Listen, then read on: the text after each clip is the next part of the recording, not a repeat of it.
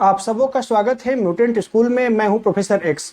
आज मैं बात करूंगा कि धर्मों का अंत क्यों आवश्यक है और मनोविज्ञान का प्रारंभ क्यों आवश्यक है। इस बात को रखने के लिए मैं 20वीं सदी के एक महान लेखक, मनोवैज्ञानिक, दार्शनिक, रहस्यवादी लेखक पीडी ऑस्पेंस्की की book the psychology of man's possible evolution के बारे में बात करूंगा। मैं फिर से उस बुक का नाम ले रहा हूं, the psychology of man's possible evolution, जो पीडी ऑस्पेंस्की की महान कृति में से एक माना जाता है और सबसे महत्वपूर्ण बुक है उनकी ये। तो इस पे मैं बात करूंगा। इससे पहले मैं बात कर लूं कि एक धर्म और इसके अंत की आखिर मैं क्यों बात कर रहा हूं। धर्मों का प्रारंभ इसलिए हुआ था ताकि आप जैसे जन्मे हैं, जैसे हैं, आप कैसे हैं, आपका जीवन दुख से भरा है, अभाव से भरा है, एक पीड़ा से भरा है, एक उत्तप्त दर्द से भरा है, उसका अंत किया जाए। इसलिए धर्मों का प्रारंभ हुआ था। और धर्म हमेशा मनोविज्ञान के सर पे सवार होकर चला है।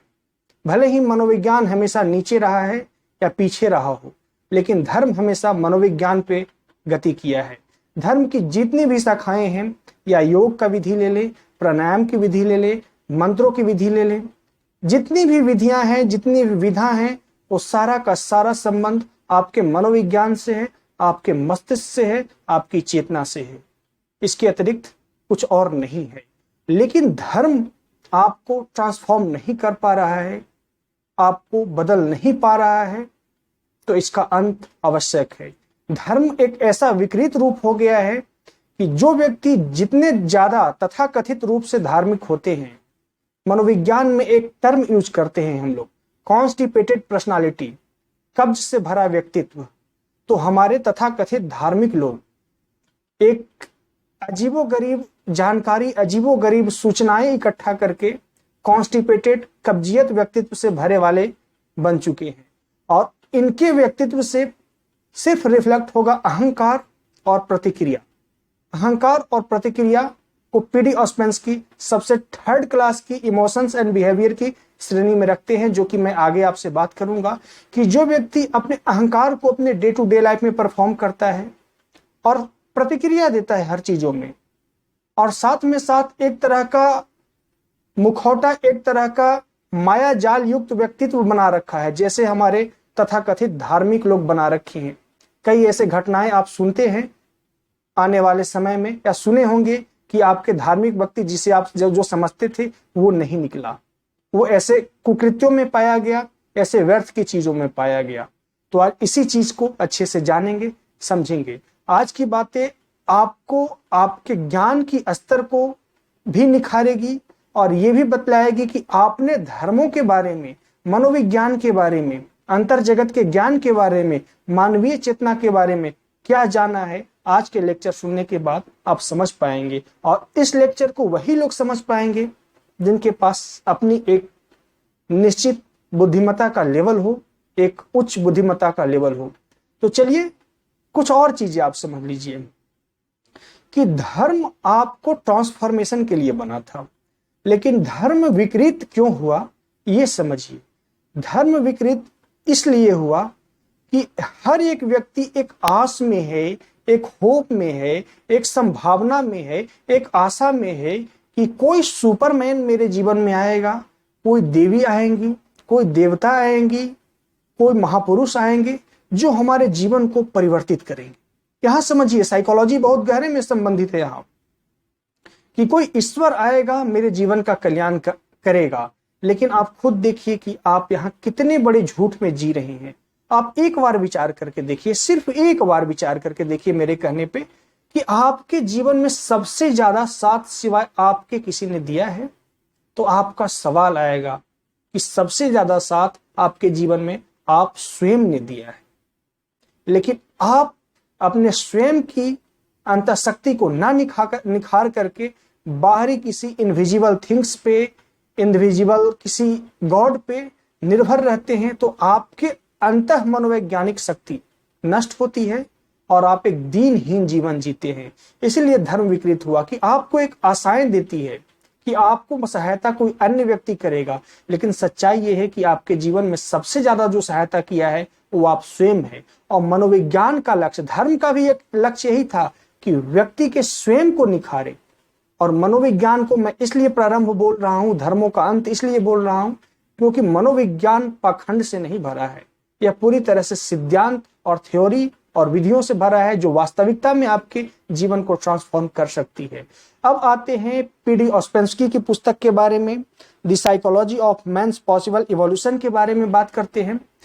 इसमें कहते हैं ऑस्पेंस्की, इनका 2 पॉइंट इस बुक में है कि मनुष्य के माइंड में म्यूटेशन है, ये म्यूटेशन वर्ड जिससे म्यूटेंट स्कूल बना है।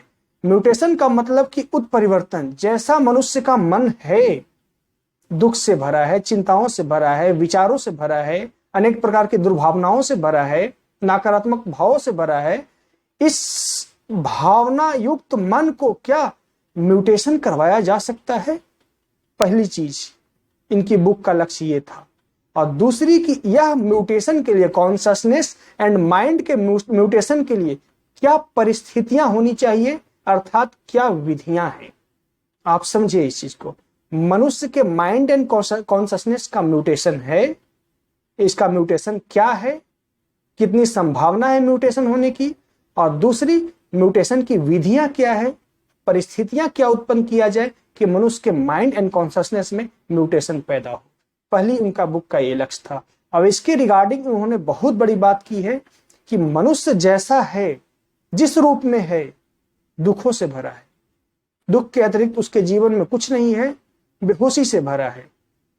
और ये एक बहुत ही सरल सा एक तरीका का जिक्र करते हैं कि अगर आप अपने माइंड में म्यूटेशन चाहते हैं, जैसा आपका माइंड है वर्तमान में, इससे आप उत्परिवर्तन करना चाहते हैं, धनात्मक ऊंचा परिवर्तन करना चाहते हैं मन में, तो आपको एक विधि उन्होंने बताया था। वो विधि मैं आपको समझा रहा हूं बहुत छोटे से शब्दों में। उन्होंने कहा था कि एक घड़ी लें और घड़ी की जो सेकंड की सुई चल रही है, उस सेकंड की सुई पे आप अपना फोकस ऑफ अटेंशन लगाएं और निर्बाधित रूप से लगाए रहें। 1 नैनो सेकंड तक आपका अटेंशन ना चूके। आपका सेल्फ रिमेम्बरेंस उन्होंने जिसे कहा है, आत्मस्मरण, आत्मसुरति, अर्थात घड़ी की सेकंड वाली सुई पे आपकी चेतना का फोकस सवार हो जाए और सतत स्मरण बना रहे जब तक घड़ी की सुई चलती रहे। तो जब ऐसा करेंगे तो आप कुछ ही सेकंड तक ऐसा अपना अटेंशन रख पाएंगे। एक सामान्य इंसान अगर आप लंबे समय तक रख सकते हैं तो आपकी चेतना में म्यूटेशन हो चुका है या आप एक म्यूटेंट में ट्रांसफर हो चुके हैं। आपका माइंड और कॉन्शसनेस में एक म्यूटेशन आ चुका है। तो ऑस्पेंस्की की यह विधि बहुत ही कारगर है। आप करके देख सकते हैं। आप कुछ सेकंड में भूल जाएंगे, आपकी चेतना उस सुई से उतर जाएगी, घड़ी की सुई से। तो इनकी बहुत ही ये वाइटल मेथड था, बहुत ही विशिष्ट मेथड था। और दूसरी चीज इन्होंने बात कही है नेक्स्ट, कि व्यक्ति के साइकोलॉजी को अध्ययन करना इसलिए मुश्किल हो चुका है, व्यक्ति को वास्तविकता रूप को बतलाना इसलिए मुश्किल हो चुका है कि व्यक्ति अपने जीवन में बाहरी रूप से स्वाभाविक रूप में नहीं है। वो किसी तरह के आइडियोलॉजी का तामझाम पहन रखा है। आप खुद देखें, आप खुद एक बार एकांत में बैठे मूल्यांकन करें कि आप क्या हैं और दुनिया को दिखाते हैं वो क्या है। दोनों में आप पाएंगे फर्क है। तो अगर आप अपने अंदर का म्यूटेशन चाहते हैं, अपने माइंड बॉडी कॉन्शसनेस का म्यूटेशन, तो आपको यह बाहरी जो मुखौटा है ना, इसे हटाना होगा। आप जो हैं वो लोग को दिखाना प्रारंभ करें। कुछ सप्ताह में पाएंगे कि अंदर से आप निर्भर हो चुके हैं, अंदर से आप हल्के हो चुके हैं और हर काम को के प्रति आप माइंडफुल और हल्के महसूस कर रहे हैं। ये करके देखिए, जो है दुनिया को दिखाना प्रारंभ करें आप। लेकिन आप दुनिया को दिखाते हैं, आप जो हैं उसमें बहुत बड़ा फर्क है। इसलिए आप दिखा भी नहीं पाएंगे और जीवन आपके जटिलता के एक तंत्र में बंध चुका है। और ऑस्पेंस्की यहाँ पे इसलिए ब्लेम करते हैं कि ह्यूमन साइकोलॉजी का अध्ययन करना इसलिए कठिन है कि ह्यूमन जो है एक कल्पना की चीजों पे, एक आवरण पे स्टडी करता है साइकोलॉजी, जो कि ह्यूमन है नहीं, बाहर से वो बना रखा है एक आवरण व्यक्तित्व के रूप में। मिथ्या व्यवहार, मिथ्या अपना एक्सपोजर, मिथ्या अपनी प्रकाश सोसाइटी में बना रखा है। इसलिए मनोविज्ञान की अध्ययन में कठिनाइयां हैं। और एक अहम बात व्यक्ति के बारे में वो कहते हैं कि जो व्यक्ति वाचाल है, जो व्यक्ति, ध्यान से सुनिएगा, जो व्यक्ति वाचाल है, अधिक बोलता है, जो व्यक्ति झूठ बोलता है, जो व्यक्ति कल्पना में लिप्त होता है, जो व्यक्ति निगेटिव इमोशंस को ज्यादा दर्शाता है या ज्यादा दिखाता है, वह व्यक्ति की चेतना में मनोवैज्ञानिक विकास की संभावना नहीं है।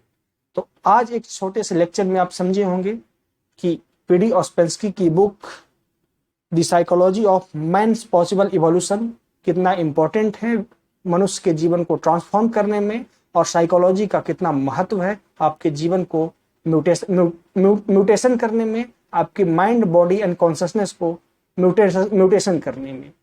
तो आज बस इतना ही। काफी कम लोग शायद इस बातों को समझ पाए होंगे। जो लोग समझ पाए होंगे कुछ सवाल नीचे कमेंट में छोड़ सकते हैं। मैं प्रोफेसर एक्स आपसे लेता हूं विदा। मिलता हूं नेक्स्ट वीडियो में। वीडियो को देखने के लिए धन्यवाद।